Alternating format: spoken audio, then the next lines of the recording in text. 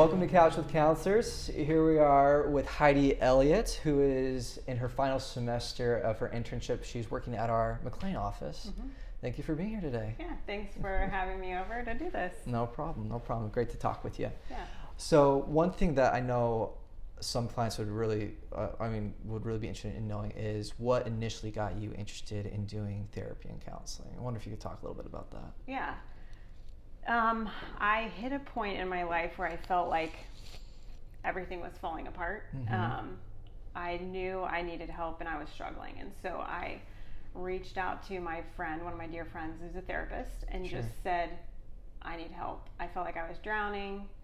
I told her I feel like I just am slowly dying. So I said I need some support. I just knew I wasn't okay. And through a series of events, she connected me with a therapist. She found a therapist for me, and then I kind of joined her in her friend group. And her friend group consisted of about 12 different therapists. Oh, no way. They'd all gone to school together, so there was a group of them who kind of adopted me into their community. And so cool.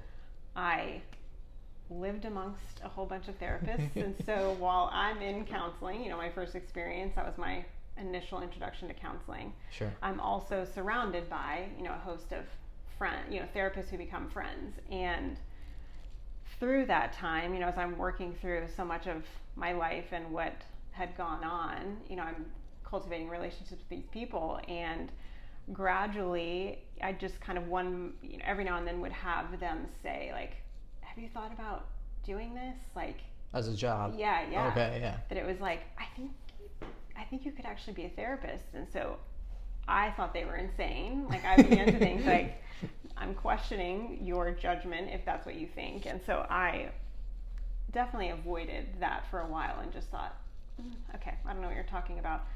And then my own therapist, who had been a therapist for over 30 years, and he actually taught these people, this group of friends that I had just gotten to know really well. And he actually started saying, Heidi, I think this could be a good fit for you. And so then I began to question his sanity of, like, should you be my therapist? Oh, my gosh, yeah. Should you be helping me if that's what you think? And so I just realized I was fighting what they were seeing in me. I was wrestling with my own, like, beliefs. I had some beliefs about myself that I just was realizing were untrue. And so Sure. I was having to kind of undo that, and listening to them tell me differently. Took me a while. I fought it, of course, but then I was like, I maybe need to trust these people who have helped me, that they're seeing something in me that I can do. Yeah. And so here I am.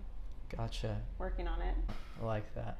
Yeah. Yeah. And it's no secret really that, like, therapy has a bit of a stigma around it. And I think it's starting to change given the things that have happened in the last couple of years in our society and cultural norms and everything like that. I know that one thing we try to do is that we try to normalize the need for therapy and emotional and mental wellness and things like that. And I'm wondering if you could think of, like, something to tell people to kind of help them see the normalcy of therapy. What would you say? Mm-hmm. I am of the belief now that everyone can benefit from therapy. Like, I think even if you think you had a perfect childhood, and even I think that there's something to having a space that is just your own to come to weekly, bi-weekly, whatever you decide and whatever you work out with your therapist, that is just your own, where you can come and just be who you are and say what you need to say and talk about things is so important. And I think the biggest one thing I think people don't understand is that there's no right or wrong way to do it. There's no formula, and there's no, like, we as therapists aren't sitting there thinking they're doing this wrong. There's not a right or wrong way. It's just doing it, having that space to come and sit and be vulnerable and say the things that you don't think you can say to other people, that you can fully be who you are and bring what you have to the room. So that there's not a right or wrong way. There's not a right or wrong way. Yeah. I like that. And it's also no secret that in the last couple of years, a lot of things have happened to bring up a lot of anxiety in our country. We've got a pandemic going on, and of course there's things that people are dealing with, be they parenting, jobs, relationships, their own personal anxieties or stresses that they're dealing with.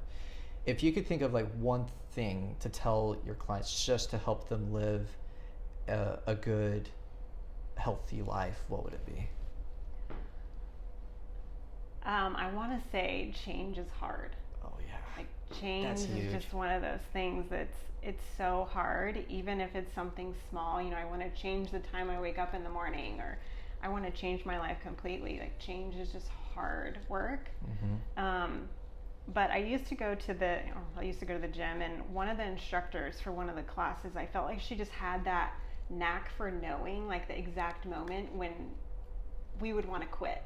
Or like where it's like you don't want to do another push-up, or you don't want to do this rep again, or whatever it was. And I felt like she just knew exactly when to yell at us, and she would say, push through the pain. The pain is where the change happens. And I think that is just, as soon as she said that, I mean, when she would yell it, I just was like, oh my gosh, it's so true. Like whether it's working out, whether it's in life, whether it's in whatever we're doing, like I think we resist the pain so often, and it's like if you can just keep stepping into that pain, yes, like that's when change actually, like that's where growth happens. So I think that's the hard part about therapy, is it does hit so much of the pain that we go through, and it can be difficult to change our lives, but necessary and worth it. I think that's awesome. Yeah. Well, thank you so much for that. I mean, I think those were some great insights. I hope that I know that people will be able to benefit from this, and appreciate you taking time to talk,